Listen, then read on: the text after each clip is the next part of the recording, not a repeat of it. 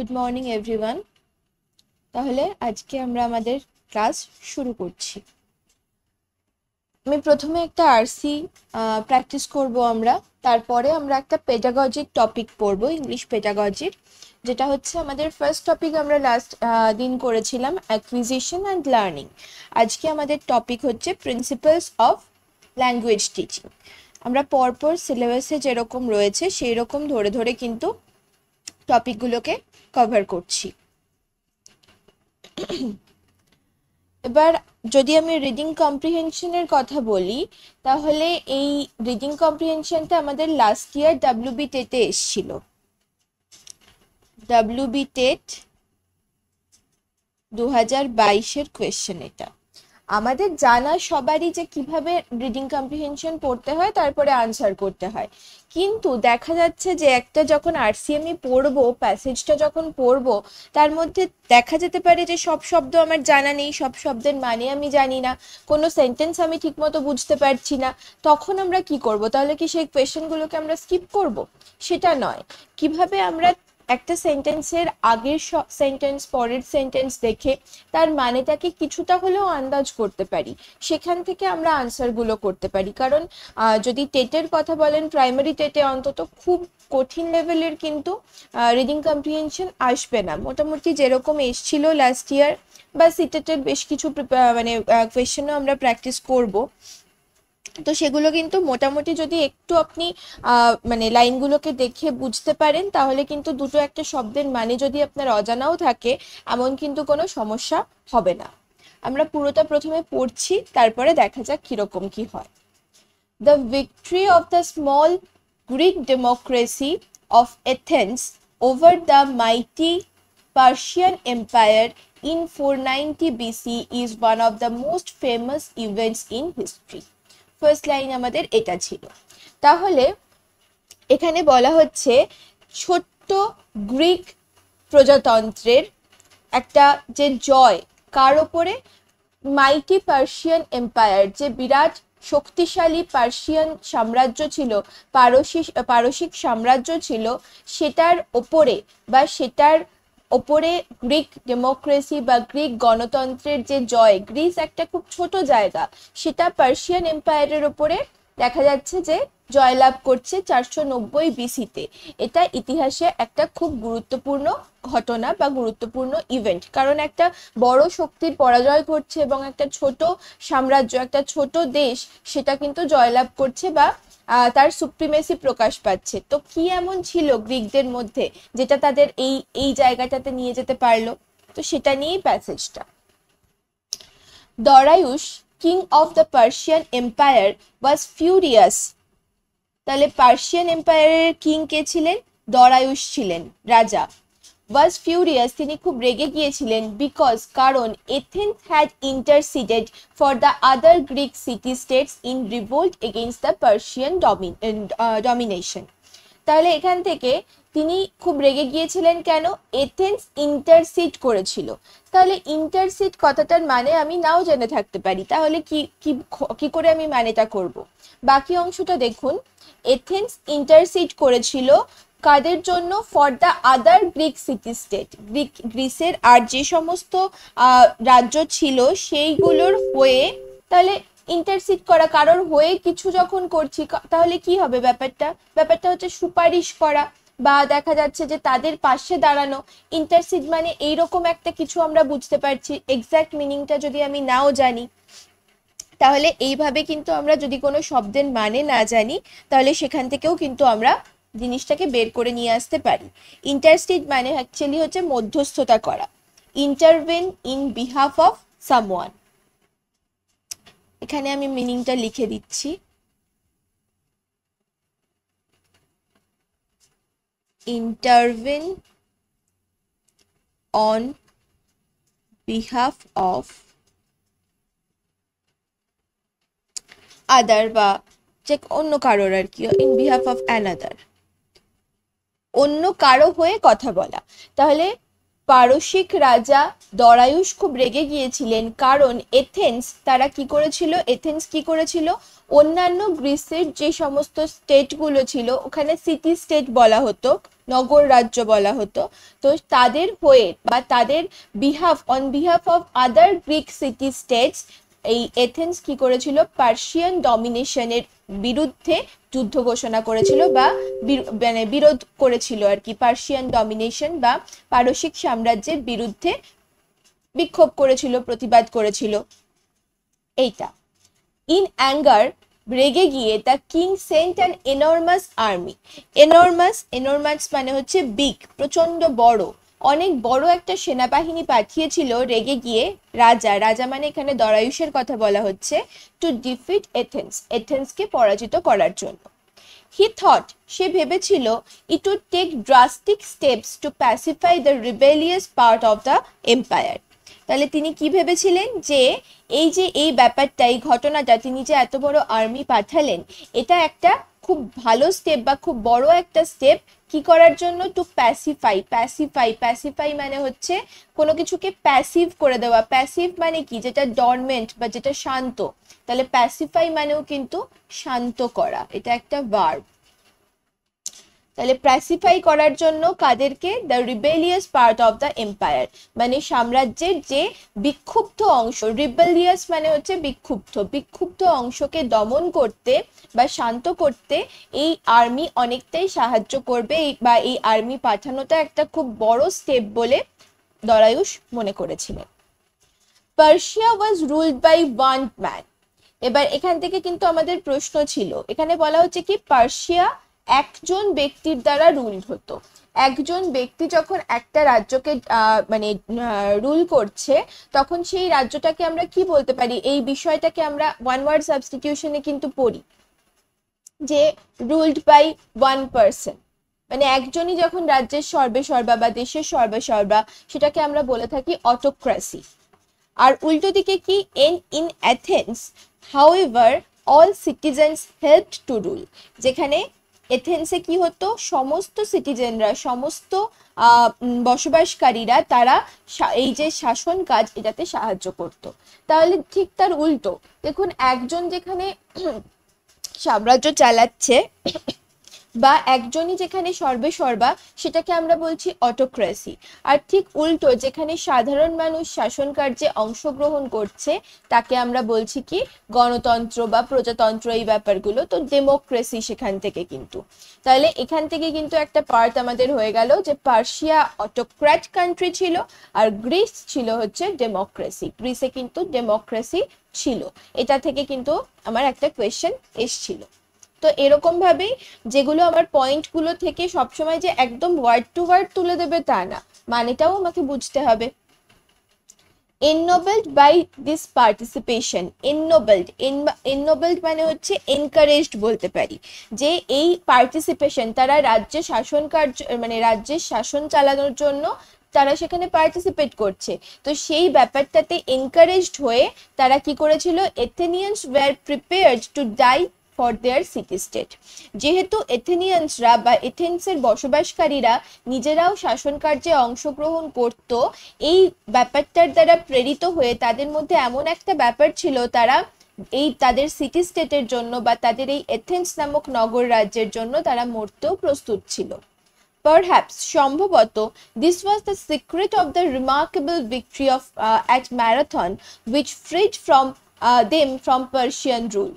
তাহলে সম্ভবত এটাই ছিল সিক্রেট বা এটাই ছিল রহস্য, মানে গ্রিসের মানে এথেন্সের বসবাসকারীরা তারা নিজেদের দেশকে খুব ভালোবাসতো এবং নিজেদের দেশের জন্য তাদের জীবন দিতেও প্রস্তুত ছিল, এবং এই ব্যাপারটাই একমাত্র রহস্য ছিল যেটা ম্যারাথনের জয়লাভ করতে সাহায্য করেছিল গ্রিসকে এবং তাদেরকে পার্সিয়ান রুল থেকে বা পার্সিয়ান শাসন থেকে তাদেরকে মুক্ত করেছিল। On their way to Marathon, the Persians tried to fool some Greek city-states by claiming to have come in peace.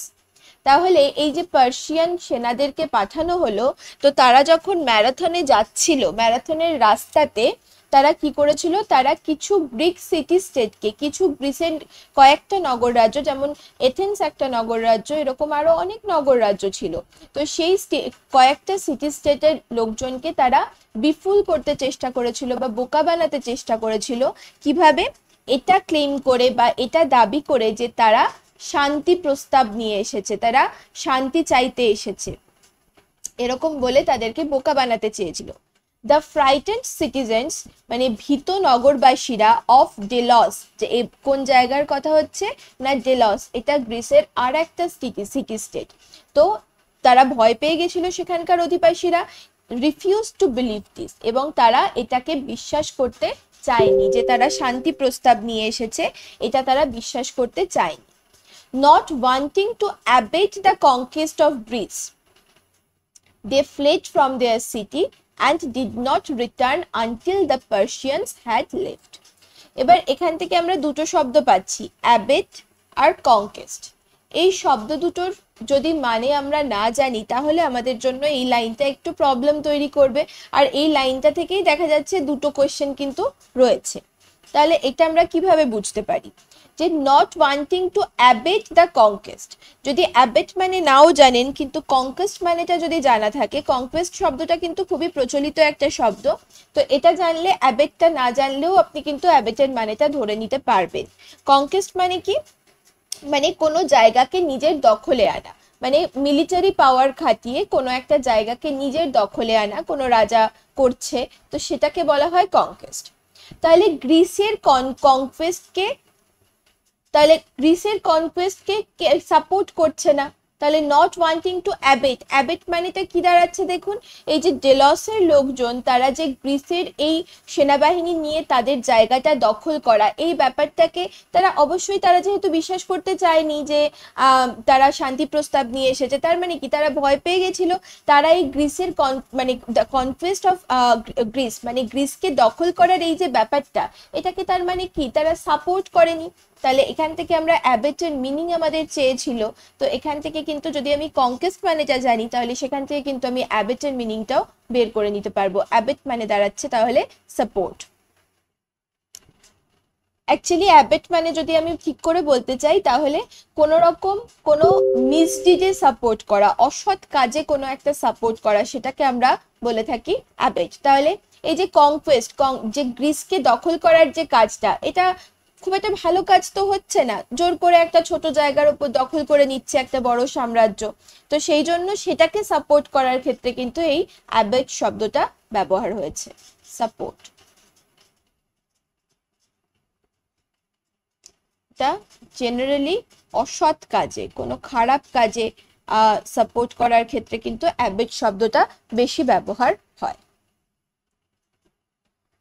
তাহলে তারা এই গ্রিসের যে কনকোয়েস্টটা বা গ্রিস দখল করার এই যে ব্যাপারটা, এটাতে সাপোর্ট না করে ডেলসের লোকজন তারা কি করেছিল, দে ফ্লেড ফ্রম দেয়ার সিটি, তারা ডেলস ছেড়ে পালিয়ে গিয়েছিল, অ্যান্ড ডিড নট রিটার্ন, এবং ফেরেনি আনটিল, যতদিন না পর্যন্ত দ্য পার্সিয়ানস হ্যাড লেফট, যে যতদিন না পর্যন্ত পার্সিয়ানরা ফিরে গিয়েছিল বা জায়গাটা ছেড়ে চলে গিয়েছিল, ততদিন পর্যন্ত তারা কিন্তু আর ডেলসে ফেরেনি। এটা তার মানে কি, তাদের একটা বুদ্ধিমত্তার পরিচয় দিচ্ছে যে তারা বুঝতে পেরেছিল যে না, এরা শান্তি প্রস্তাব নিয়ে আসেনি, এরা আমাদের জায়গাটাকে দখল করতে এসেছে, আমরা এদের এই অসৎ কার্যে সাপোর্ট করব না, তার জন্য তারা কি করলো, পালিয়ে গেল, এবং যতদিন না পর্যন্ত ওই জায়গাটা খালি হলো বা পার্সিয়ানরা ওই জায়গাটা ছেড়ে চলে গেল, ততদিন তারা তাদের জায়গাতে ফিরলো না। এই আমাদের দুটো রিডিং কম্প্রিহেনশন ছিল লাস্ট টেটে, ওয়েস্ট বেঙ্গল টেটে, তার মধ্যে ফার্স্টটা কিন্তু এইটুকুই ছিল। তো এখান থেকে কোয়েশ্চেনগুলো যেটা আছে আমরা ঝটপট একটু দেখে নিই, তারপর পেডাগজির টপিকে যাচ্ছি। The people of Delos ran away, ডেলসের লোকজন পালিয়ে গিয়েছিল, বিকজ দে ওয়্যার, কারণ তারা ছিল। তাহলে ডেলসের লোকজন যে পালিয়ে গেল, তার এটা তাদের কিসের পরিচয় বহন করে, যে তারা বোল্ড ছিল, সাহসী ছিল? না, সাহসীর কথা তো আসবে না, কারণ বিং ফ্রাইটেন্ড এই কথাটা লেখা ছিল যে তারা ভয় পেয়ে গিয়েছিল, তাহলে বোল্ড তো ওখানেই বাদ চলে গেল। বাকি থাকছে ওয়াইজ, ওয়াইজ মানে হচ্ছে জ্ঞানী বা বুদ্ধিমান এই অর্থে। ইমপেশেন্ট মানে ধৈর্যহীন, তাদের ধৈর্য ছিল না। আর অ্যানয়েড মানে হচ্ছে বিরক্ত, বিরক্ত হওয়ার কোনো উল্লেখ কিন্তু এখানে নেই। আর ইমপেশেন্ট মানে ধৈর্যহীন হওয়া, যে তারা অধৈর্য হয়ে পড়েছিল, এমন কথাও কোথাও বলা নেই, বরঞ্চ তারা যে চলে গেল, এই যে এই গ্রিস দখল করার যে পদ্ধতিটা চলছিল, তারা সেটাকে সাপোর্ট করবে না বলে জায়গাটার থেকে চলে গেল। তাহলে এটা কি তাদের একটা বুদ্ধিমত্তার পরিচয় দিচ্ছে। তাহলে এখান থেকে আমরা বলতে পারি বিকজ দে ওয়্যার ওয়াইজ, তারা ওয়াইজ ছিল বলেই জায়গাটা ত্যাগ করেছিল। কারণ তারা জানতো যে ওখানে যদি তারা থাকে তাহলে তাদেরকে ক্যাপচার করা হবে বা কোনো না কোনো ভাবে জায়গাটাকে দখল করা হবে। তার থেকে তারা চলে গেল। এথেন্স তো সাপোর্ট করছেই, তাদেরকে যুদ্ধ হবে এবং তারপর তারা তাদের জায়গা ফিরে পাবে। Next, the people of Dels did not want to dash the conquest of Greece. দেখুন এখানে বলছে যে কি করতে চায়নি, ওখানে কিন্তু দেখুন একটা স্পষ্ট কথা ছিল যে নট ওয়ান্টিং, এই শব্দটা not wanting to abet the conquest of Greece, মানে গ্রিসের কনকোয়েস্টটাকে বা গ্রিস দখল করার পদ্ধতিটাকে অ্যাবেট করতে না চেয়ে। তাহলে কি করতে চাইনি না অ্যাবেট করতে চাইনি। আর অ্যাবেট মানে কি, অ্যাবেট মানে আমরা সেন্টেন্সটা থেকে দেখে নিলাম যে অ্যাবেট মানে হচ্ছে সাপোর্ট। তাহলে the people of Dels did not want to support the conquest of Greece.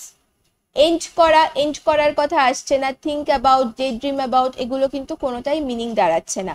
ওই অ্যাবেট শব্দটাই এখানে আমরা বসাতে পারতাম এই গ্যাপটাতে, কিন্তু সেখানে আমাদের যেহেতু অপশনে অ্যাবেট নেই তাই তার সিনোনিমকে এখানে বসাতে হলো।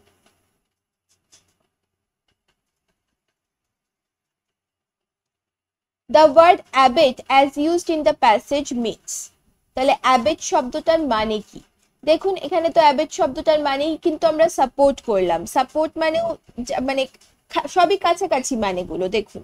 এবার তাহলে অ্যাবেট মানে ফাইট, মানে লড়াই করা আসছে না। ফলো, ফলো মানে কাউকে কারোর মেনে চলা, সেটাও আসছে না।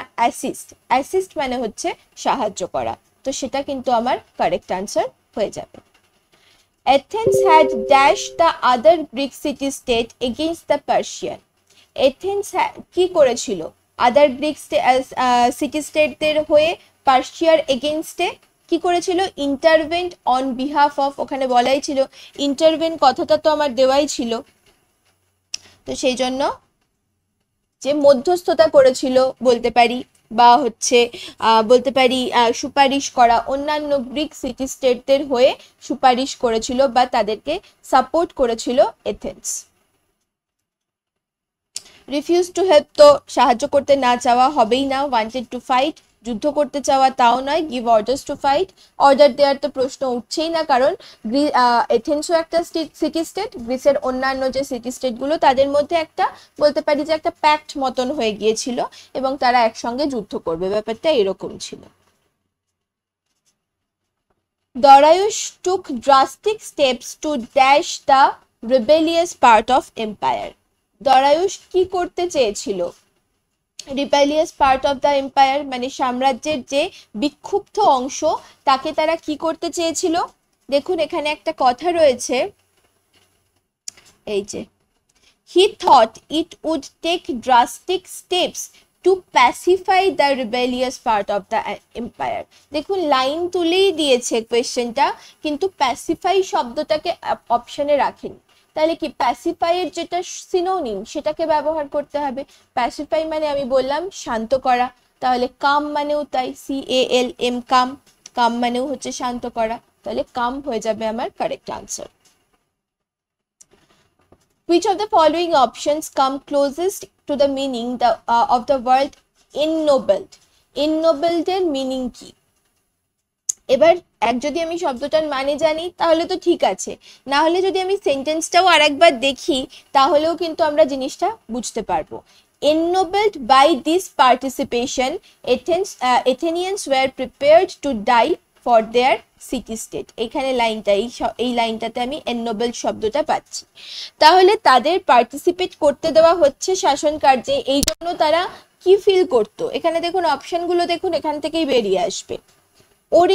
ওরিড হবার তো কোনো কারণ নেই, চিন্তিত না, ভীত তাও না, প্যানিকড মানেও তাই, ফ্রাইটেন্ড সেটাও নয়, মানে প্যানিক মানেও চিন্তা করছে, টেন্সড সেই ব্যাপারটাও নয়, তাহলে এনকারেজড, দেখুন এখান থেকে অপশন থেকেই আমরা এলিমিনেট করতে পারবো। ওরিড, ফ্রাইটেন্ড, প্যানিকড তিনটেই হচ্ছে নেগেটিভ দিকে চলে যাচ্ছে। আর তাদেরকে এথেনিয়ানসরা শাসন কার্যে অংশগ্রহণ করতে পারছে, এটা তাদের কি করবে, এটা তাদেরকে উদ্বুদ্ধ করবে, এনকারেজ করবে। তো সেই জায়গা থেকে কিন্তু এননোবলড মানে হয়ে যাচ্ছে এনকারেজড। যদি আমি এক্স্যাক্ট মিনিংটা নাও জানি তাও কিন্তু আমি সহজেই আনসারটা করতে পারি। Persia was ruled by one man. The underlined word in the sentence is an example of. এখানে দেখুন, এখানে আন্ডারলাইনটা করা হয়নি, আন্ডারলাইনটা ছিল হচ্ছে পার্সিয়ার। পার্সিয়া একটা দেশের নাম, তাহলে নাম মানেই আমরা জানি নাউন, তাহলে Persia was ruled by one man, এটা হচ্ছে আমার পার্সিয়াটা হয়ে যাবে নাউন। নেক্সট এটা ছিল দুটো স্টেটমেন্ট দেওয়া ছিল, সরি, পার্সিয়া ওয়াজ অটোক্রেটিক আর এথেন্স ওয়াজ ডেমোক্রেটিক। কোনটা ঠিক অপশনগুলো থেকে বলতে হবে। আমরা একটু আগেই পড়ছিলাম প্যাসেজটা পড়ার সময় যে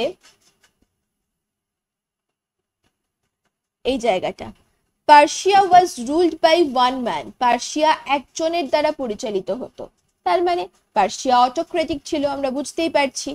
in Athens however all citizens helped to rule, তাহলে সবাই সাহায্য করতো শাসন কার্যে এথেন্সে, তাহলে সবাই যেখানে সাহায্য করছে শাসন কার্যে সবাই অংশগ্রহণ করছে, তার মানে সেটা Democratic.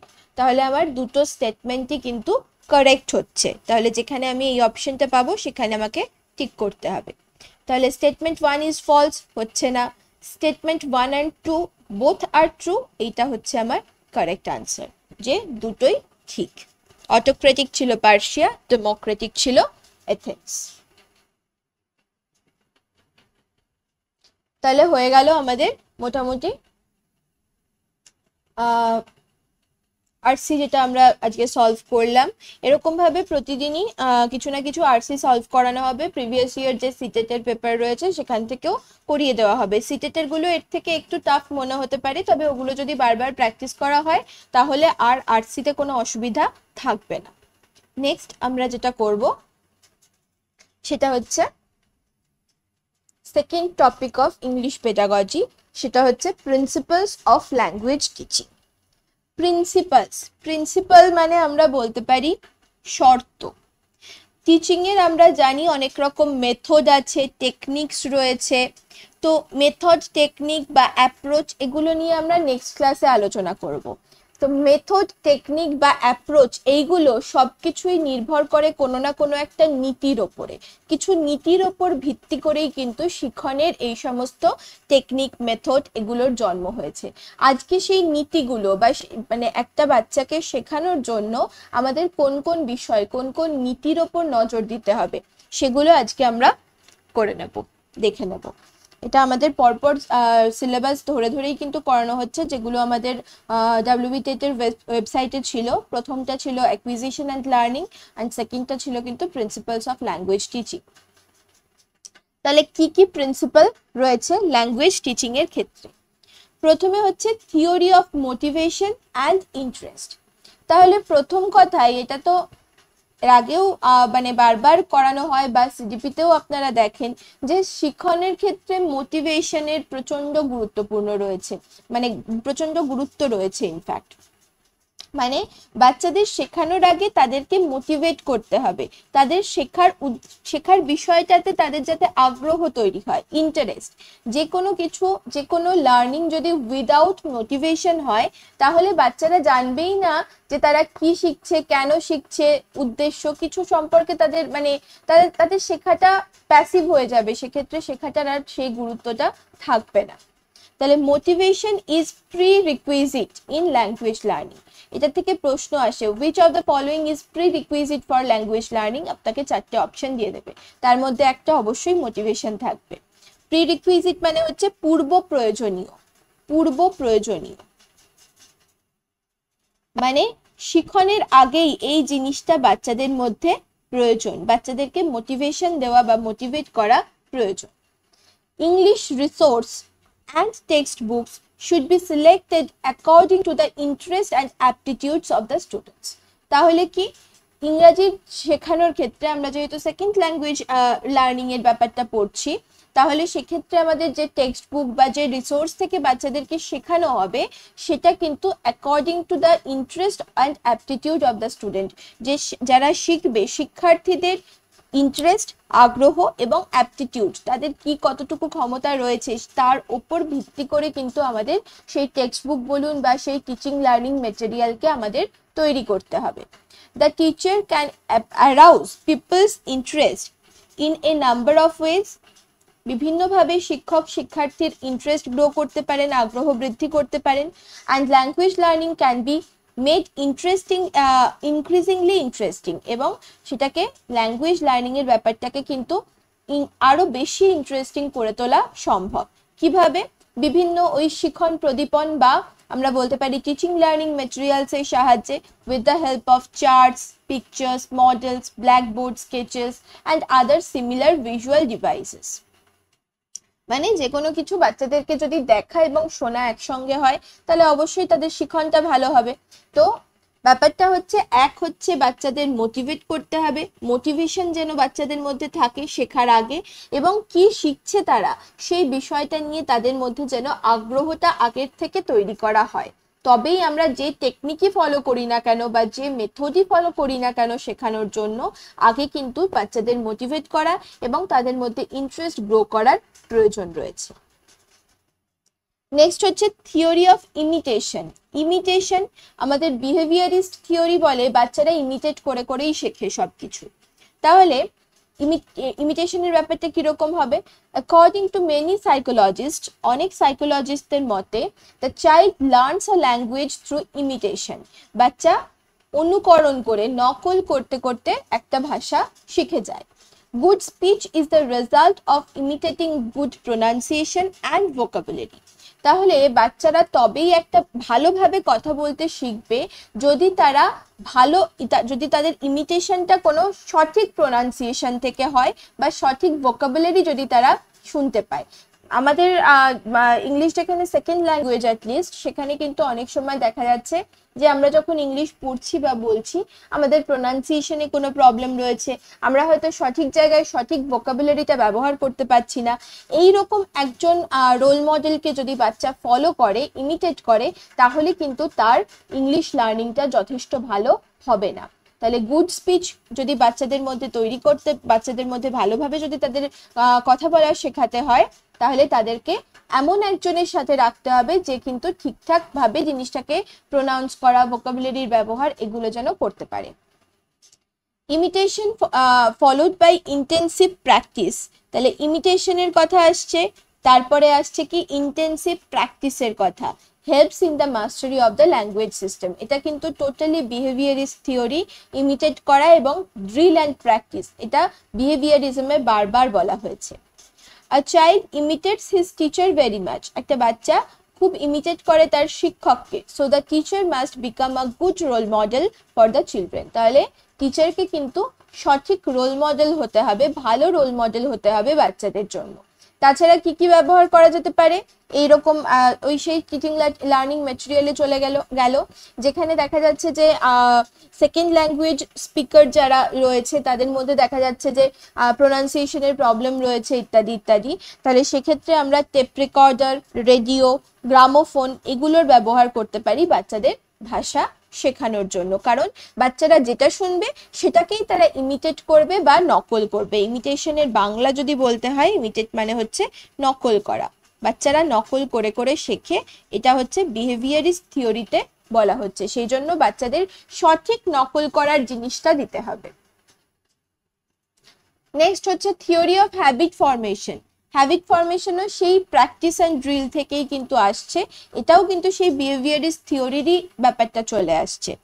Language learning according to পামারের মতে is essentially habit forming process, a process during which we acquire new habits.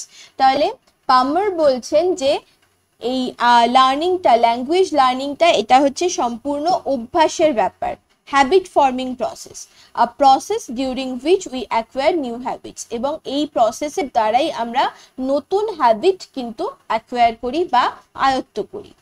Teacher can make language pattern as habit through intensive pattern practices in variety of situation. তাহলে teacher এই language pattern বা language শেখার যে ব্যাপারটা, এটাকে বাচ্চাদের মধ্যে একটা হ্যাবিট তৈরি করে দিতে পারে। তাদের বিভিন্ন প্যাটার্ন প্র্যাকটিস করাতে হবে এবং বিভিন্ন সিচুয়েশনে এই প্র্যাকটিসটা তাদেরকে কিন্তু করাতে হবে। In language, learning habits of speech, listening, reading, writing, correct pronunciation should be formed. তাহলে এইভাবেই কিন্তু প্র্যাকটিসের মধ্যে দিয়েই কথা বলা, ঠিক করে শোনা, পড়া, লেখা এবং সঠিক উচ্চারণ, এই সমস্ত কিছুর অভ্যাস কিন্তু বাচ্চাদের মধ্যে তৈরি হবে। In mother tongue habits are formed unconsciously, যেটা আমরা অ্যাকুইজিশনের ক্ষেত্রে করেছিলাম, মানে দেখেছিলাম যে মাদার টাঙে যখন একটা বাচ্চা শিখছে তখন সেটা তার মধ্যে আনকনসিয়াসলি ফর্মড হয়ে যাচ্ছে, কিন্তু যখন কোনো ফরেন ল্যাঙ্গুয়েজ আমাদের শিখতে হচ্ছে তখন সেই হ্যাবিট ফর্মেশনটা আমাদের কনসিয়াসলি করতে হয়, মানে আমাদের কনসিয়াসলি প্র্যাকটিস করতে হয়, যাতে আমরা এই ভাষাটা সম্পর্কে ঠিকমতো, মানে এই ভাষাটাতে ঠিকমতো মাস্টারি পেতে পারি বা ভাষাটা সঠিকভাবে বলতে, পড়তে বা লিখতে পারি। তো সেটাই এখানে বলা হচ্ছে, মাদার টাঙে যেটা আনকনসিয়াসলি হয়ে যায় এটা কিন্তু এখানে আমাদের কনসিয়াসলি হ্যাবিট ফর্মেশনের মাধ্যমে প্র্যাকটিস করে করতে হয়। Theory of exercise, practice and drill, সেই ব্যাপারটা হ্যাবিট ফর্মেশন কোথা থেকে আসবে? প্র্যাকটিস ড্রিল করলে তবেই হ্যাবিট ফর্মেশন হবে, সেই বিহেভিয়ারিজমের কথা। বিএফ স্কিনারের কথা এখানে বলা হচ্ছে, psychological experiments have proved that practising and drilling play an important part in language teaching. যে বিএফ স্কিনারের মতে যে প্র্যাকটিস এবং ড্রিল এটা ল্যাঙ্গুয়েজ টিচিং এর ক্ষেত্রে খুব গুরুত্বপূর্ণ ভূমিকা পালন করে। Teachers should make sure that repetition of things at proper intervals should be done. তাহলে রিপিট করা, বারবার বাচ্চাদের সামনে কোনো কিছুকে রিপিট করা, এটার কিন্তু প্রয়োজন রয়েছে। এই প্র্যাকটিস করা মানে কি? একটা জিনিস একবার শেখানো হলো মানেই সেখানে আমরা থেমে গেলাম এমনটা নয়, তাকে বারবার করে সেই জিনিসটার সঙ্গে আবার তাকে পরিচয় করাতে হবে, তাকে বারবার প্র্যাকটিস করাতে হবে, প্রপার ইন্টারভ্যালে এই কাজটা করতে হবে। As mentioned before, language is a habit forming process and habit comes from practices. যেটা বলছিলাম, হ্যাবিট তৈরি হয় কিন্তু প্র্যাকটিস থেকেই। তো স্পাইরাল অ্যাপ্রোচ, এই কথাটা আপনারা কোথাও কোথাও পেয়ে থাকতে পারেন বা পাবেন হয়তো। স্পাইরাল অ্যাপ্রোচ মানে স্পাইরাল ব্যাপারটা কিরকম হয়, এই যে এইরকম ভাবে স্পাইরাল ব্যাপারটা চলে, তো দেখুন রিপিট হয়ে যাচ্ছে, রিপিট হচ্ছে। তো স্পাইরাল অ্যাপ্রোচের মানেটা কিন্তু এটাই। তো এই বাচ্চাদের যে কোনো ল্যাঙ্গুয়েজ লার্নিং বা যে কোনো লার্নিং এর ক্ষেত্রে প্র্যাকটিস, ড্রিল এগুলো কি স্পাইরাল অ্যাপ্রোচের মধ্যে পড়ে। Spiral approach to language learning should be followed, মানে বারবার কোনো একটা কিছুকে রিপিট করা, সেটার কথাই কিন্তু এখানে বলা হচ্ছে। নেক্সট যেটা আসছে সেটা হচ্ছে থিওরি অফ ইন্ডিভিজুয়াল ডিফারেন্সেস, মানে এটা তো আমরা বারবার সিডিপিতেও আমাদেরকে বলা হয় যে প্রত্যেকটি বাচ্চা আলাদা এবং তাদের চাহিদা আলাদা, তো তাদের সেই চাহিদা অনুযায়ী কিন্তু তাদেরকে পড়াতে হবে। ব্যক্তি স্বাতন্ত্র্য, তাহলে ব্যক্তি স্বাতন্ত্র্য মেনে কিন্তু বাচ্চাদেরকে ভাষা শেখাতে হবে। Every child is unique and different from others. প্রত্যেকটি বাচ্চাই কিন্তু অন্যদের থেকে আলাদা। In language teaching, we have to keep in mind that learners possess different abilities, personalities and belong to different backgrounds. তাহলে যখন আমরা ভাষা শেখাবো তখন আমাদের মনে রাখতে হবে এক একটা বাচ্চার এবিলিটি বা ক্ষমতা এক এক রকম, তাদের পার্সোনালিটি বা ব্যক্তিত্ব এক এক রকম, তারা ডিফারেন্ট ব্যাকগ্রাউন্ড থেকে আসছে, কারোর ফ্যামিলি একরকম, অন্য কারোর ফ্যামিলি একরকম, তো বাড়ির পরিবেশ তারা একরকম পাচ্ছে কিন্তু স্কুলে এসে তারা একটা অন্যরকম পরিবেশ পাচ্ছে, তখন কিন্তু তাদের এই যে এই দুটো জিনিসকে মেলানো এটাতে তাদের অসুবিধা হতে পারে। তো সেই জন্য এই ইন্ডিভিজুয়াল ডিফারেন্সগুলোকে মাথায় রেখে টিচারকে কিন্তু ল্যাঙ্গুয়েজ টিচিং দিতে হবে। So stimulus need of every learner will be different. তাহলে প্রত্যেকটা বাচ্চার যে ইনপুটটা প্রয়োজন, টিচার তাকে যেটা দেবে সেটা কিন্তু ডিফারেন্ট হতে হবে। টিচারের টিচিং প্রসিডিওর বা বলতে পারি যে টিচার কিভাবে শেখাবে, বাচ্চাটার সঙ্গে কিভাবে ডিল করবে, সেটা আলাদা হতে হবে। Teaching has to be done keeping in mind the individual differences and problems rising out of it. তাহলে টিচারকে অবশ্যই মনে রাখতে হবে যে ব্যক্তি স্বাতন্ত্র্যের কথা এবং এই আলাদা আলাদা প্রত্যেকটা বাচ্চার আলাদা আলাদা চাহিদা থেকে ক্লাসে কি ধরনের প্রবলেম তৈরি হতে পারে সেটা বুঝে কিন্তু শিক্ষিকা বা শিক্ষক বা শিক্ষিকাকে আমাদের শিক্ষা দিতে হবে। The teachers should adopt different strategies, এই জন্য তারা different strategy ইউজ করতে পারে, and multiple approaches and make the learning meaningful। তাহলে বিভিন্ন আলাদা আলাদা অ্যাপ্রোচ স্ট্র্যাটেজি কিন্তু তারা এই জন্য ফলো করতে পারে, তবেই গিয়ে লার্নিং মিনিংফুল হবে। নেক্সট দিন আমরা এই টপিকটাকেই পড়বো আর কি, অ্যাপ্রোচ মেথড টেকনিক, যেটা মোস্ট ইম্পর্ট্যান্ট একটা টপিক। এখান থেকে প্রশ্ন তো আসবেই, লাস্ট ইয়ারও এসেছিল, এবারও আসবে।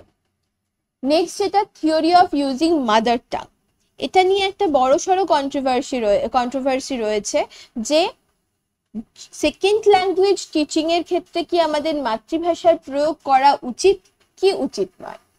কোনো আগে তো ব্যাপারটা এরকম ছিল যে মাতৃভাষার মাধ্যমেই শিখবে বাচ্চা সেকেন্ড ল্যাঙ্গুয়েজ, কিন্তু এখন ডিরেক্ট মেথড কি বলে যে বাচ্চাদের ডিরেক্টলি সেই ভাষার সঙ্গে পরিচয় করাতে হবে যেটা তারা শিখতে চাইছে, মানে ডিরেক্টলি তাদেরকে টার্গেট ল্যাঙ্গুয়েজে এক্সপোজার দিতে হবে। তাহলে সেক্ষেত্রে মাতৃভাষার গুরুত্বটা কমে আসছে। কিন্তু একদম লেটেস্ট যে সাইকোলজিক্যাল বলতে পারি থটস, সেটাতে বলা হচ্ছে মাতৃভাষার ব্যবহার থাকবে, কিন্তু সেটাকে মিনিমাল করতে হবে, যেন মাতৃভাষাটাই গুরুত্বপূর্ণ না হয়ে যায়। মাতৃভাষার মাধ্যমে শিখবে ঠিক আছে, কিন্তু মাতৃভাষার ইউজটা প্রচন্ড ভেবেচিন্তে বুঝে শুনে করতে হবে। ব্যাপারটা কিন্তু এরকম। আর বিশেষ করে প্রাইমারি লেভেলের ক্ষেত্রে, এলিমেন্টারি এডুকেশনের ক্ষেত্রে মাদার টাং এর ব্যবহার থাকবে। এরপর বাচ্চা যত আস্তে আস্তে বড় হবে তত তাকে তার এই মাদার টাং এর ইউজটা, মানে মাদার টাং এর যে বলতে পারি যে স্ক্যাফোল্ডিংটা দেওয়া হচ্ছিল সেটা আস্তে আস্তে সরিয়ে নিতে হবে এবং টার্গেট ল্যাঙ্গুয়েজে সে ডিরেক্টলি তখন কমিউনিকেট করবে। ব্যাপারটা এইরকম রয়েছে। কিন্তু এখানে কি বলা হচ্ছে, mother tongue should be judiciously used. Mother টাংকে কিন্তু প্রচন্ড ভেবেচিন্তে ব্যবহার করতে হবে while টিচিং ইংলিশ। যখন ইংলিশ বা যে কোনো সেকেন্ড ল্যাঙ্গুয়েজ টিচ করছি আমরা, তখন মাদার টাংকে খুব ভেবেচিন্তে আমাদের ব্যবহার করতে হবে। Of course at an early stage, মানে ছোটবেলায়, some explanations will have to be given in people's mother tongue. ছোটবেলায় কিন্তু মাদার টাং এর ব্যবহারটা করতে হবে, বাট কিন্তু at latter stages, পরবর্তীকালে inputs from the targeted language is a simple graded manner can help in minimizing the influence of mother tongue. যেটা বলছিলাম, যখন ছোটবেলায় প্রাইমারি স্টেজে পড়ছে 1 to 4 বা 5 পর্যন্ত, তখন মাদার টাং এর হেল্প ঠিক আছে। তারপর আস্তে আস্তে যেই সে আপার প্রাইমারিতে গেল বা সেকেন্ডারি স্টেজে সে যাচ্ছে, তখন কিন্তু এই মাদার টাং এর ইউজটাকে কমিয়ে দিতে হবে। তার বদলে তাকে যে ইনপুটগুলো দিতে হবে এই টার্গেট ল্যাঙ্গুয়েজে। যদি টার্গেট ল্যাঙ্গুয়েজ আমার ইংলিশ হয়, তাহলে বাচ্চাদের যখন আস্তে আস্তে 6, 7, 8 হচ্ছে, তখন বাচ্চাদেরকে আর মাদার টাঙে আমি বলবো না, আমি ইংলিশেই বলবো, সেকেন্ড ল্যাঙ্গুয়েজই ইউজ করব। কিন্তু এই ইউজটা কিরকম হবে, গ্রেডেড ম্যানারে হবে। গ্রেডেড ম্যানার মানে যে গ্রেডেড ম্যানার মানেই হচ্ছে simple to complex. Simple to complex মানে সহজ থেকে জটিলের দিকে যাব। মানে এমন একটা, এটা তো আমাদের এরপরে যখন আমরা পড়বো মেথডে, সেখানে তো থাকবেই ইন্ডাকটিভ মেথডের একটা কথাই হচ্ছে এটা যে সিম্পল টু কমপ্লেক্স যেতে হবে। তো এই মাদার টাং এর ইউজের ব্যাপারটাতেও তাই, যে যখন বাচ্চা একটু বড় হয়ে যাবে তখন আর তাকে মাদার টাঙে আমরা ইনপুট দেব না, আমরা টার্গেট ল্যাঙ্গুয়েজেই ইনপুট দেব। কিন্তু এমন ভাবে সহজ থেকে যাব, আমরা সহজ থেকে কঠিনের দিকে যাব, যাতে সেই ইনপুটটা সে বুঝতে পারে, কম্প্রিহেন্ড করতে পারে। তো সেটাই। নেক্সট যেটা কোরিলেশন উইথ লাইফ, যে কোনো লার্নিংই বা বিশেষ করে ল্যাঙ্গুয়েজের ক্ষেত্রে জীবনের সঙ্গে যেন একটা সম্পর্ক থাকে, মানে বাস্তব পরিস্থিতিতে তাকে শেখাতে হবে। এমন নয় যে শুধুমাত্র ক্লাসে বসেই সে শিখলো, হয়তো খেলার মাঠে বা অন্য কোনো কোকারিকুলার অ্যাক্টিভিটিসের সময় তার সাথে নর্মালি যদি আমরা কমিউনিকেট করতে পারি টার্গেট ল্যাঙ্গুয়েজে, মানে জীবনের প্রতিদিন চলার সময় আমাদের যে যে কথাগুলো বলতে হয় সেগুলো যদি আমরা তাকে ইংলিশে বা টার্গেট ল্যাঙ্গুয়েজে তাকে দিয়ে বলাতে পারি, তাহলে কিন্তু সেটা আরো অনেক বেশি ফ্রুটফুল হবে। তাহলে English should be practised in everyday situations, মানে বাচ্চা হয়তো বলছে যে may I drink water, may I go to toilet, তাহলে এগুলো তাকে কি প্রতিদিন বলতে হয় ক্লাসে, কখনো না কখনো হয়তো প্রতিদিনই স্কুলে এক দুবার করে তাকে বলতে হয়। তাহলে এই ধরনের কথাগুলোতে এভরিডে সিচুয়েশনের যে কথাগুলো সেগুলো তাকে টার্গেট ল্যাঙ্গুয়েজে যদি বলার প্র্যাকটিস করানো যায়, তাহলে কিন্তু টার্গেট ল্যাঙ্গুয়েজের লার্নিংটা অনেক বেশি ফ্রুটফুল হয়। This way meaning will be clarified and reinforced, এবং এর ফলে কি হবে, মিনিংটা অনেক বেশি স্পষ্ট হবে, ক্ল্যারিফাইড হবে তার কাছে, এবং তার সাথে রিইনফোর্স মানে আমরা বলতে পারি স্ট্রেনথেন্ড, মানে জিনিসটা আরো বেশি জোরালো হবে, শক্ত হবে। Next, theory of oral approach. Oral approach মানেই আমরা জানি যে মৌখিক ভাবে আমাদেরকে মানে মৌখিক ব্যাপার, যে আগে লেখা বা এগুলোর কথা তো পরে আসবে অনেক, যদি মুখে মুখে কমিউনিকেশনের মাধ্যমে যদি আমরা শেখাতে পারি সেটা সবচেয়ে ভালো ব্যাপার। তাহলে speech motivates the learner to learn, তাহলে স্পিচ বাচ্চাদেরকে মোটিভেট করে বা শিক্ষার্থীদের মোটিভেট করে কোনো কিছু শিখতে। Speech must precede reading and writing, মানে রিডিং এবং রাইটিং এর আগে অবশ্যই স্পিচ বা কথা বলার উপর গুরুত্ব দিতে হবে। বাচ্চাদের আমরা প্রথমে যখন ইংরাজি শেখাই, আগে এটা করা হতো বা এখনো টু সাম এক্সটেন্ট করা হয়, যে বাচ্চাদেরকে আগে শেখানো হলো এটা এ বি সি, তো তারপরে সে লিখতে শিখলো এ বি সি, তখনও সে ইংলিশে হয়তো কোনো ওয়ার্ড বলতেই পারে না, কিন্তু এটা ভুল প্রসিডিওর। বাচ্চাদেরকে প্রথমে কথা বলা শেখাতে হবে, স্পিচ আগে আসবে, তারপরে কিন্তু এই রিডিং রাইটিং এই সমস্ত কিছু আসবে। Introduction to lesson should begin orally, as learning to speak a language is always the shortest way to learning to read and write it.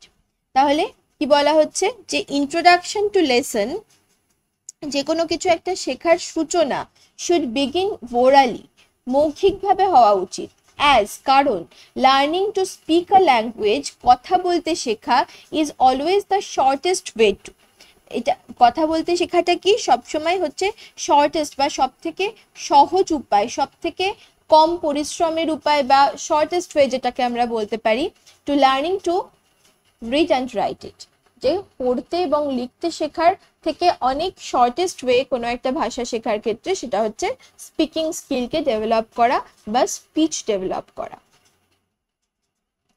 Next যেটা সিলেকশন অ্যান্ড গ্রেডেশন, এর থেকে বারবার প্রশ্ন আসে যে principal of selection and gradation জিনিসটা কি। Selection জিনিসটা কি, items of language should be presented according to the order of ease, মানে অর্ডার পরপর বাচ্চারা যাতে বুঝতে পারে, সহজ থেকে কঠিনে যাওয়ার যে ব্যাপারটা আসছিল সেই জায়গাটা থেকেই কিন্তু সিলেকশন এন্ড গ্রেডেশনের ব্যাপারটা আসছে, যে অর্ডার অফ ইজ বাচ্চারা যাতে বুঝতে পারে সেইভাবে কিন্তু আমরা বাচ্চাদের সামনে প্রেজেন্ট করব। It should not be too rigid grading, মানে এই যে গ্রেডিংটা আমরা করব, গ্রেডিংটা অবশ্যই সহজ থেকে কঠিনে যাবে, মানে সিম্পল থেকে কমপ্লেক্সে যাবে, সিম্পল টু কমপ্লেক্স। তো এটা এমন না যে একটা একদম শক্ত কোনো রুল যে এটা এইভাবেই গ্রেডিংটা হতে হবে, এটা আমরা প্রয়োজনে মানে নমনীয় হতে পারে, কিন্তু আমাদের বাচ্চাদের শেখানোর সময় প্রথমে জিনিসটাকে সিলেক্ট করতে হবে কোনটা তার মেন্টাল এজের সঙ্গে, তার অ্যাপটিটিউডের সঙ্গে অ্যাপ্রোপ্রিয়েট হচ্ছে, এটা হচ্ছে সিলেকশন, যে জিনিসকে সিলেক্ট করা এবং তারপর সেটাকে পরপর গ্রেড করতে হবে, ছোট মানে সিম্পল থেকে কমপ্লেক্সের দিকে। There should be structural and vocabulary grading. Grading কিন্তু বিভিন্ন ভাবে হতে পারে, সেটা হচ্ছে সেন্টেন্স স্ট্রাকচারের ক্ষেত্রে বা গ্রামারের ক্ষেত্রে হতে পারে, শব্দের ক্ষেত্রে হতে পারে। তো গ্রেডিংটা ইম্পর্টেন্ট এই কারণেই যাতে তারা প্রথমেই যদি বাচ্চাদের সামনে কঠিন জিনিস, কমপ্লেক্স জিনিস এনে দেওয়া হয়, সেটা কিন্তু তারা বুঝতে পারবে না। তো সেই জন্যই সিম্পল টু কমপ্লেক্স গ্রেডিংটার প্রয়োজন রয়েছে। Essential vocabulary and basic structures of a language should be taught first. প্রথমে কি শেখাতে হবে? এসেনশিয়াল ভোকাবুলারি, যেগুলো একদম ডে টু ডে ইউজের জন্য প্রয়োজন, যে ধরনের ভোকাবুলারি গুলো, সেগুলো শেখাতে হবে। এবং তারপরে আমাদের বেসিক স্ট্রাকচার অফ ল্যাঙ্গুয়েজ, যে সেন্টেন্স স্ট্রাকচার, সেটা একদম বেসিক, যে বাচ্চাদের প্রথম যেগুলো শেখানো হয় সেই ধরনের বেসিক স্ট্রাকচার শেখাতে হবে। Language teacher should proceed from known to unknown. এই কথাগুলো তো আপনারা অবশ্যই পরিচিত হয়েই থাকবেন। নোন টু আননোন মানে জানা থেকে অজানা, জানা থেকে অজানা। কোন মেথডের আন্ডারে আসছে এগুলো? সব কিন্তু ইন্ডাকটিভ মেথড অফ টিচিং এর আন্ডারে আসছে। Concrete to abstract. কংক্রিট মানে আমরা যা দেখতে পাচ্ছি। আমরা প্রথমেই আমরা ফুল বলবো না, প্রথমে আমরা হয়তো বিভিন্ন এক্সাম্পল দিলাম, যে গাঁদা, রজনীগন্ধা, সূর্যমুখী ইত্যাদি ফুলের কথা আগে তারা এই জিনিসগুলো দেখেছে বাস্তব জীবনে, তো সেগুলো তাদেরকে প্রথমে বললাম, তারপর বললাম যে না, এইগুলো হচ্ছে এক একটা ফুল। সেখান থেকে আমি হয়তো নাউন পড়াচ্ছি পার্টস অফ স্পিচে, তাহলে সেক্ষেত্রে আমি বলবো এগুলো প্রত্যেকটাই একটা একটা নাম, এবং এই প্রত্যেকটাই একটা একটা নাউন, কারণ এই নাম হলেই সেটা নাউন হবে। মানে এগুলোই কিন্তু ইন্ডাকটিভ মেথডের মানে এক একটা বলতে পারি rule. Known to unknown, concrete to abstract, example to rule, এইগুলোই কিন্তু আমাদের এই সিলেকশন এবং গ্রেডেশনের ক্ষেত্রে ইম্পর্টেন্ট। সিলেকশন হচ্ছে বাচ্চাদের বয়স এবং এবিলিটি অনুযায়ী মেটেরিয়াল বা টিচিং মেটেরিয়ালকে সিলেক্ট করা, এবং গ্রেডেশন হচ্ছে সেটাকে স্টেপ বাই স্টেপ সহজ থেকে কঠিনের দিকে সাজানো। এই দিস থিওরি ইনভলভস, এই থিওরির মধ্যে কি কি রয়েছে? এই থিওরির মধ্যে এই কয়েকটা নাম কিন্তু ভীষণ important. Learnability, teachability, availability, range, frequency, coverage, এই প্রত্যেকটা নাম আমাদেরকে মনে রাখতে হবে এবং এগুলো কি ডিফাইন করে সেটা বুঝতে হবে। লার্নেবিলিটি মানে হচ্ছে how far an item is easy to learn, যে একটা জিনিস যে বাচ্চাদেরকে, এই যে গ্রেডেশন কিন্তু এই মেথড অনুযায়ী আমাদের হবে, যে একটা বাচ্চার জন্য কোনো একটা কিছু শেখাটা কতটা সহজ হবে। How far an item is easy to learn, সেটা লার্নেবিলিটির আন্ডারে আসছে, যে কতটা সেটা শিক্ষণযোগ্য বাচ্চাদের কাছে। Teachability, how far an item is easy to teach, যে কত সহজে টিচার সেটাকে প্রেজেন্ট করতে পারেন, কত সহজে সেটা শেখাতে পারে। availability, how much the concept of the item is available to the student, মানে স্টুডেন্টের কাছে কতটা অ্যাভেলেবল রয়েছে যে কোনো একটা কনসেপ্ট। যদি আমি যে কোনো একটা কিছুর কথা বলি যেটা সে দেখেছে, ওই যেমন ফুলের কথাই বলছিলাম, সে হয়তো বাড়িতে গোলাপ ফুল দেখেছে, তাহলে এই গোলাপ ফুল জিনিসটা কি বা ফুলের কনসেপ্টটা তার মাথার মধ্যে অ্যাভেলেবল রয়েছে।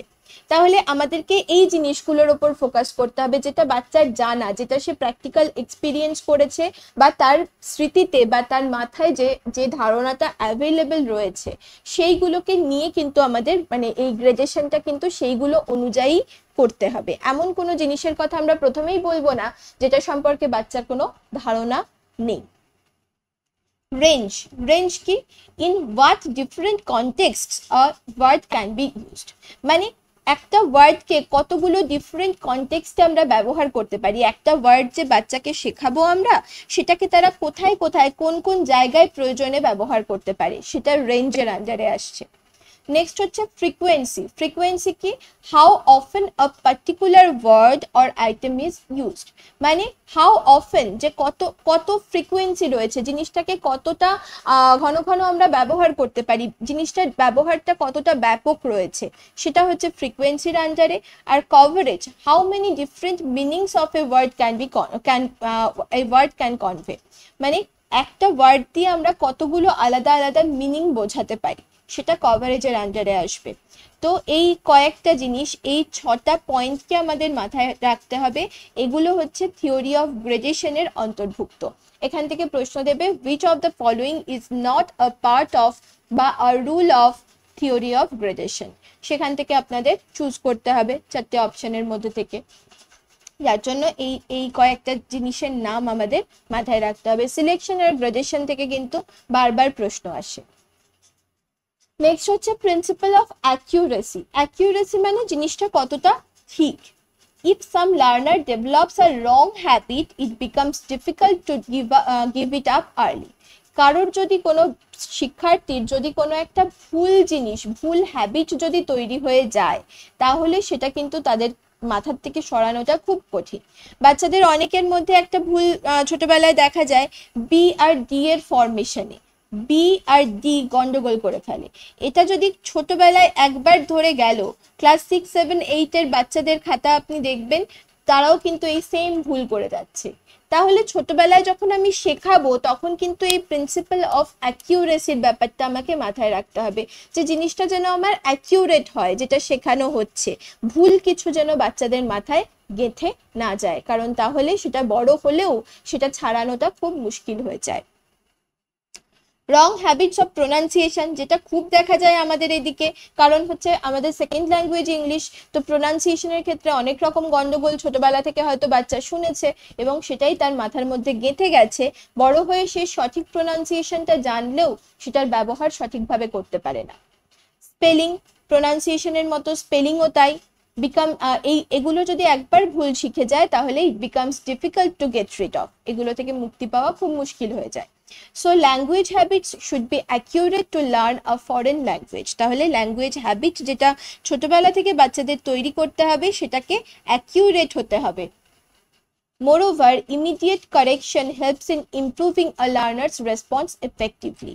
তাহলে যদি কোনো একটা ভুল বাচ্চারা করলে ইমিডিয়েট কারেকশন যদি সেটার করে দেওয়া হয়, এটার থেকেও প্রশ্ন আসে যে ইমিডিয়েট কারেকশন যদি করে দেওয়া হয়, সেটাও কিন্তু লার্নারের রেসপন্সকে এফেক্টিভলি হেল্প করতে সাহায্য করে।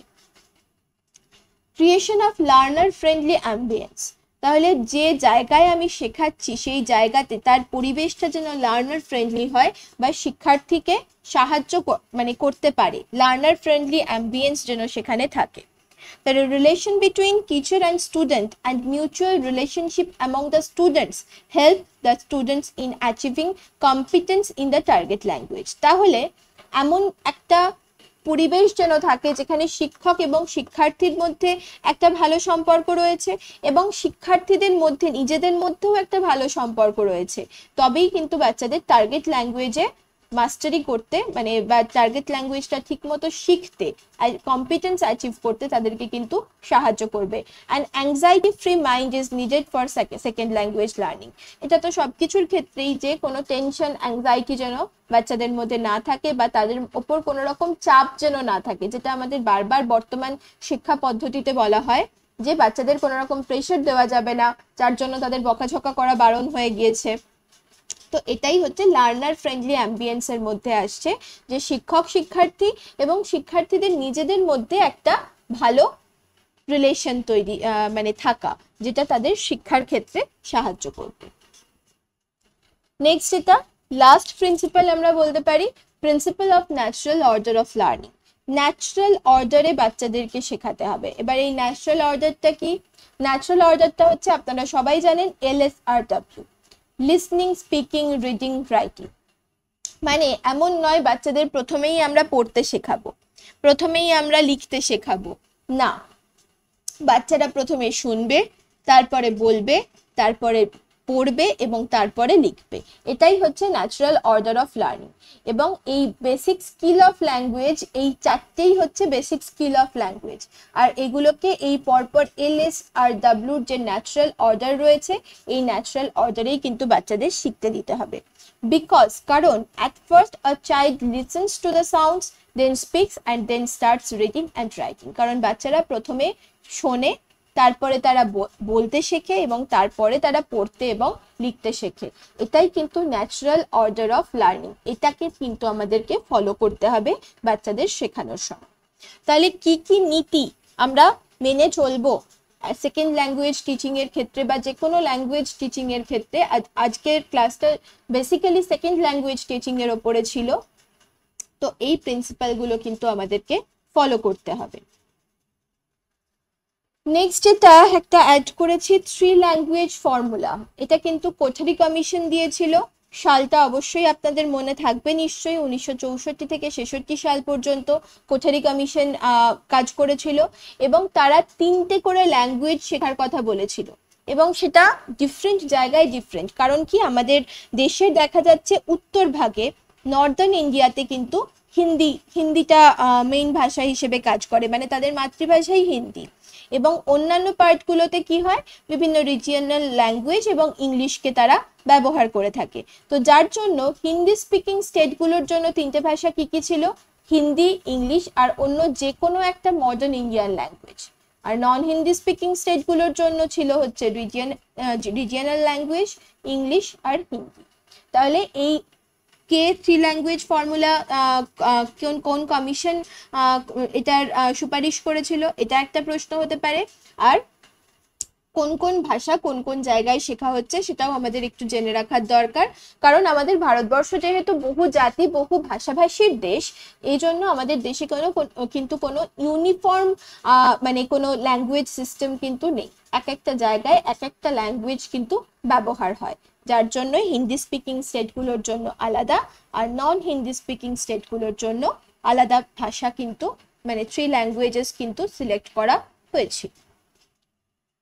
তাহলে আজকে এটাই একটা এক্সট্রা পয়েন্ট ছিল। আর আমাদের মেইন টপিক যেটা পেডাগজির ক্ষেত্রে ছিল সেটা হচ্ছে প্রিন্সিপালস অফ ল্যাঙ্গুয়েজ টিচিং। তো principles of teaching language teaching থেকে আমরা কয়েকটা কোয়েশ্চেন ঝট করে দেখে নিই। According to the principles of teaching language, teaching is shaped by, তাহলে টিচিং এর সবচেয়ে গুরুত্বপূর্ণ বিষয়টা কি, টিচিংটা কিসের দ্বারা শেপ হয় প্রিন্সিপাল অনুযায়ী। কি কি বলা হচ্ছে অপশনে, স্টুডেন্টস নিড, বাচ্চার প্রয়োজন, টিচার্স লেসন প্ল্যান, টিচার কিভাবে লেসন প্ল্যান করবে, স্ট্যান্ডার্ড সিলেবাসটা কিরকম হবে, আর অল অফ দ্য অ্যাবভ, উপরের সবগুলো। এবার আমরা যদি একটু ভাবি, বর্তমান শিক্ষা ব্যবস্থা কিন্তু শিক্ষার্থী কেন্দ্রিক শিক্ষা ব্যবস্থা, তাহলে সেখানে টিচার কিভাবে লেসন প্ল্যান করছে বা সিলেবাস কিভাবে তৈরি হচ্ছে এটাও সম্পূর্ণভাবে নির্ভর করে বাচ্চার প্রয়োজনের ওপর।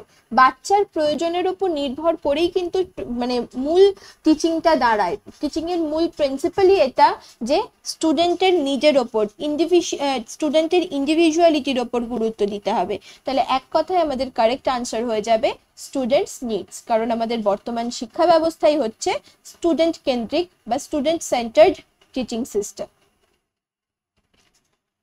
Next, the fundamental order of listening, speaking, reading, writing মানে LSRW এর কথা বলা হচ্ছে শুড বি ফলোড। হ্যাঁ, ফান্ডামেন্টাল অর্ডার তো ফলো করতেই হবে।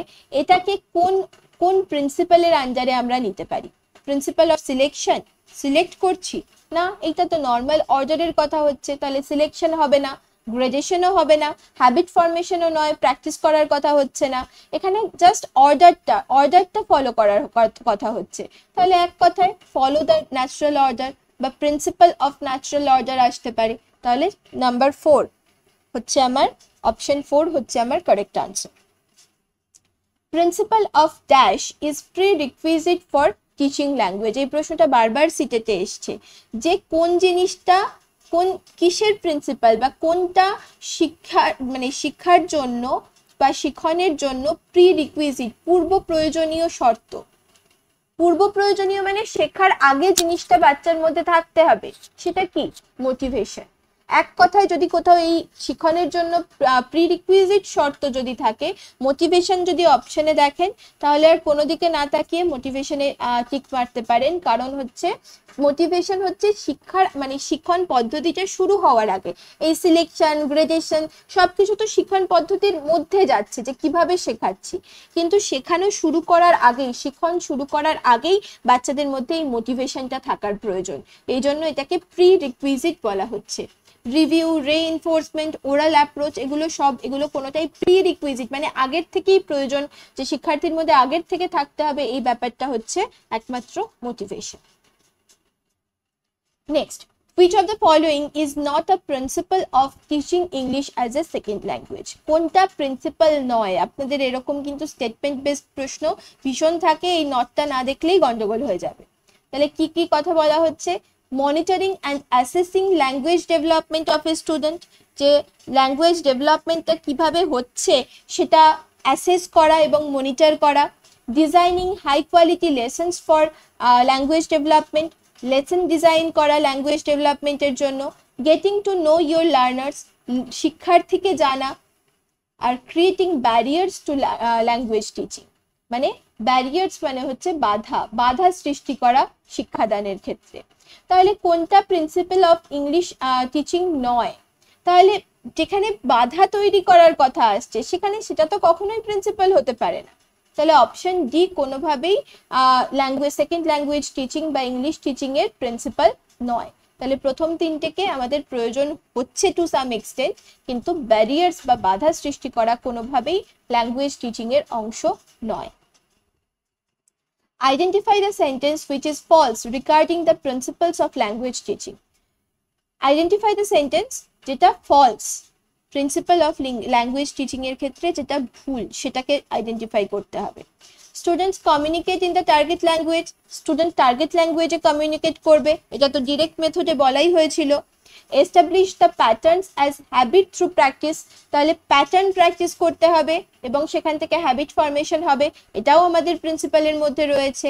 Teach from simple to complex, এটা তো রয়েইছে ইন্ডাকটিভ মেথড এবং বারবার বলা হচ্ছে বাচ্চাদের সহজ থেকে কঠিনের দিকে যেতে হবে। তারপরে teach reading and writing first, listening and speaking next. এইখানে হয়ে গেল গন্ডগোলটা। বাচ্চারা আগে তো রিডিং রাইটিং শিখবে না, লিসনিং আর স্পিকিং পরে শিখবে এমনটা তো নয়। প্রথমে তারা লিসনিং শিখবে, তারপরে স্পিকিং শিখবে, তারপরে রিডিং, তারপরে রাইটিং। তাহলে অপশন ডিটা আমার জন্য কিন্তু ফলস হয়ে যাচ্ছে। নেক্সট কোয়েশ্চেন দেখা যাক। Which one does not come under the principle of selection and gradation? কোনটা সিলেকশন অ্যান্ড গ্রেডেশনের প্রিন্সিপালের আন্ডারে আসে না? ছটা প্রিন্সিপাল ওখানে বলা হয়েছিল, ছটা পয়েন্টের কথা বলা হয়েছিল, তার মধ্যে টিচেবিলিটি, লার্নেবিলিটি, অ্যাভেলেবিলিটি এগুলো কিন্তু ছিল, ওগুলো আমাদেরকে মনে রাখতে হবে। তো অ্যাভেলেবিলিটি তো রয়েছে, কভারেজ রয়েছে, ফ্রিকোয়েন্সি রয়েছে, কিন্তু অ্যাকিউরেসি কিন্তু সিলেকশন অ্যান্ড গ্রেডেশনের মধ্যে নেই। তো এটা আমার কারেক্ট আনসার হয়ে যাবে, কারণ ডাজ নট কাম ছিল কোয়েশ্চেনটাতে। Next, which principle of teaching English creates a zeal to learn the language? কোন প্রিন্সিপালটা বাচ্চাদের মধ্যে জিল তৈরি করে? জিল মানে হচ্ছে উদ্যম, বাচ্চাদের মধ্যে উদ্যম তৈরি করে ল্যাঙ্গুয়েজ শেখার। Principal of proper order, proper অর্ডারে শেখানো, প্রপার অর্ডার বলতে এলএসআরডব্লিউর কথা চলে আসছে। হ্যাবিট ফরমেশন মানে প্র্যাকটিস, মোটিভেশন, সিলেকশন, সিলেকশন মানে কোন বাচ্চাকে আমি কোন বয়সে কোন তার মেন্টাল প্রসপেক্ট বুঝে সেই অনুযায়ী আমি তার জন্য বিষয় সিলেক্ট করব, এইটা হচ্ছে আমার সিলেকশন, প্রিন্সিপাল অফ সিলেকশনের আন্ডারে আসছে। কিন্তু বাচ্চাদের মধ্যে উদ্যম তৈরি করবে সব থেকে বেশি কোনটা? এটা সবকিছুই বাচ্চাকে শিখতে সাহায্য করবে, ঠিক আছে, কিন্তু বাচ্চার মধ্যে জিল বা উদ্যম তৈরি করবে কিন্তু মোটিভেশন। যদি তাকে শেখানোর শুরুতেই, শেখানোর আগেই যদি তাকে মোটিভেট করা যায়, তাকে এই বিষয়টা শেখার বলতে পারি শেখার জন্য উৎসাহিত করা যায়, তাহলে সেটা কিন্তু তাকে জিনিসটা শিখতে মানে শেখার ক্ষেত্রে তার ইন্টারেস্টটাকে গ্রো করবে, তার মধ্যে উদ্যম সৃষ্টি করবে। তাহলে এই কোয়েশ্চেন অনুযায়ী আনসার হয়ে যাবে principal of motivation. Next, dash means equal treatment to various components of linguistic learning. তাহলে লিঙ্গুইস্টিক লার্নিং এর ক্ষেত্রে সমস্ত বিষয়গুলোর ইকুয়াল ট্রিটমেন্ট, লিঙ্গুইস্টিক লার্নিং বলতে আমরা বলতে পারি ভাষাগত যে শিক্ষা, তার ক্ষেত্রে সমস্ত বিষয়কে ইকুয়াল ট্রিটমেন্ট দিতে হবে। এটা কিসের আন্ডারে বলা হয়েছে? এটা থেকে যদি কনফিউশন হয় এই কোয়েশ্চেনে, তাহলে আপনারা প্রত্যেকটা অপশনের আগে মানে দেখুন। হ্যাবিট অভ্যাস, ইন্টারেস্ট আগ্রহ, মাল্টিপল লাইন, প্রপোর্শন। প্রপোর্শন কথাটা মানে কিন্তু আমরা সবাই জানি যে সমভাগে বিভক্ত, মানে সবাইকে ইকুয়াল জায়গা দেওয়া হচ্ছে, সেটাই তো প্রপোর্শন। তাহলে প্রপোর্শন মানে ওই অনুপাতের ব্যাপারটা চলে আসছে। তাহলে ইকুয়াল ট্রিটমেন্ট দেওয়ার যখন কথা হচ্ছে তখন কিন্তু সেটা হয়ে যাবে আমার প্রপোর্শন। নেক্সট, যেটা learning from simple to complex is the principle of. Simple to complex যাওয়া, এটা কিসের প্রিন্সিপাল? সিম্পল টু কমপ্লেক্সে যাওয়া, এটা তো প্রথমেই বলা হয়েছিল গ্রেডেশন, গ্রেডেশনের আন্ডারে কিন্তু এটা আসবে। নেক্সট কি ছিল? Habit formation, control vocabulary, natural order. Natural order আমরা কখন বলতাম যে LSRW পরপর চলছে, তখন সেটা ন্যাচারাল অর্ডার, মানে ওই লার্নিং, স্পিকিং, রিডিং, রাইটিং এর ব্যাপারটা। আর সিম্পল টু কমপ্লেক্স যাচ্ছে, এক্সাম্পল টু রুল যাচ্ছে, এগুলো কিন্তু সব গ্রেডেশনের আন্ডারে আসছে। নেক্সট, এটা grouping and sequence are involved in the principle of. Grouping আর সিকোয়েন্সিং করা হচ্ছে, সেটা হচ্ছে কিসের আন্ডারে? গ্রুপ করা, সিকোয়েন্স করা, এগুলো কিন্তু গ্রেডেশনের আন্ডারে আসে সব সময়। ওই গ্রেড করা, যে পর পর করে সাজানো, যে কতগুলো শব্দকে নিয়ে একটা গ্রুপ করে দেওয়া হলো, আরো কিছু শব্দকে নিয়ে আর একটা গ্রুপ করে দেওয়া হলো, এবার পর পর সেখান থেকে সহজ থেকে কঠিনের দিকে বাচ্চাদেরকে শেখানো হচ্ছে। এইটাই কিন্তু হচ্ছে গ্রুপিং আর সিকোয়েন্সিং। তাহলে এটা আমার গ্রেডেশনের আন্ডারে আসবে। তাহলে আজকে আমাদের পেডাগজির টপিক থেকে আমরা 10টা কোয়েশ্চেন করে নিলাম। এইভাবেই আমাদের প্রতিদিন কিন্তু ক্লাসটা চলতে থাকবে। আপনারা ঠিকঠাক করে ফলো করুন। যদি কোনো প্রবলেম হয় অবশ্যই আমায় জানাবেন। Thank you. আজকের ক্লাস তাহলে এন্ড করছি।